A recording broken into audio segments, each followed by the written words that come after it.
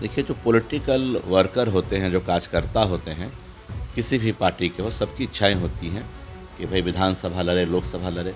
माननीय मुख्यमंत्री जी का आशीर्वाद मिला, 6 साल के विधान परिषद का सदस्य बने।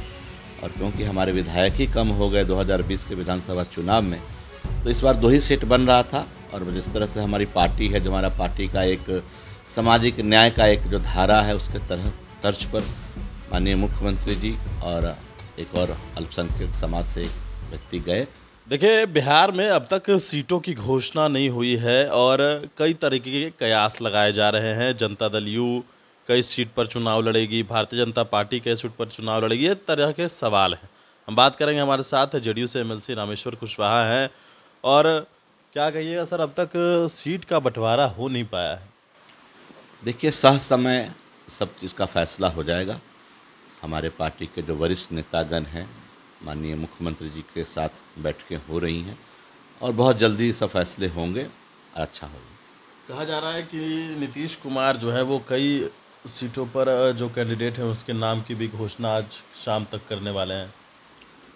देखिए, हम लोगों को इंतज़ार है माननीय मुख्यमंत्री जी का जो भी फैसला होगा और पार्टी के जो भी निर्णय होंगे उसका। आप भी कहीं से चुनाव लड़ने की तैयारी में हैं क्या?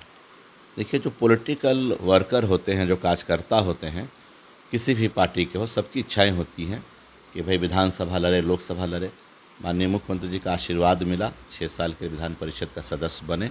और क्योंकि हमारे विधायक ही कम हो गए 2020 के विधानसभा चुनाव में, तो इस बार 2 ही सीट बन रहा था। और जिस तरह से हमारी पार्टी है, जो हमारा पार्टी का एक के तर्ज पर माननीय मुख्यमंत्री जी और एक और अल्पसंख्यक समाज से एक व्यक्ति गए और मैं ड्रॉप हुआ। आगे के समय में जो माननीय मुख्यमंत्री जी का आदेश होगा, जो भी आशीर्वाद मिलेगा, हम लोग करेंगे। नहीं, लेकिन ये कहा जा रहा है कि आपके पार्टी में तो बस अब 3-4 लोग की ही चल रही है। इस तरह का सवाल जो है वो उठ रहा है, विपक्ष के द्वारा ये सवाल खड़े किए जा रहे हैं। नीतीश कुमार जो है वो अब कुछ सोच नहीं पा रहे हैं, इस तरह की बातें हो रही है। ऐसा है कि मैं इस बात पे एक ही बात कहूँगा कि टाइगर अभी जिंदा है। मुख्यमंत्री नीतीश कुमार जी बड़े अच्छे से सोच रहे हैं और वो अपने पार्टी को बहुत बढ़िया से चला रहे हैं। कहीं किसी प्रकार की बात हमें तो नहीं लगती, अब लोगों को कैसे लगता है तो उनको पता होगा। सवाल ये भी उठ रहा है कि जो सीटें मिल रही है नीतीश कुमार को, उसमें कुछ कुछ कटौती किया जा रहा है, भाजपा की तरफ से दबाव बनाया जा रहा है नीतीश कुमार के ऊपर। जहाँ तक मैं जानता हूँ, मैं तो बचपन से माननीय मुख्यमंत्री जी को देखा है। जब मैं छोटा सा था तब से उनको देखा है और मैंने उनको कृषि मंत्री के रूप में भी देखा, रेल मंत्री के रूप में भी देखा, उनको मुख्यमंत्री के रूप में पिछले 17-18 सालों से देख रहा हूँ। मुझे लगता है कि वो अपने शर्तों पे राजनीति करते हैं। वो कभी भी किसी के दबाव में राजनीति नहीं करते, अपने शर्तों पे करते, अपने सिद्धांतों पे करते हैं। पार्टी चाहे बदली हो, लेकिन उनके सिद्धांत, उनका विचारधारा, विकास के प्रति, बिहार के प्रति जो उनका सोच है, उसमें कहीं कोई बदलाव नहीं होता।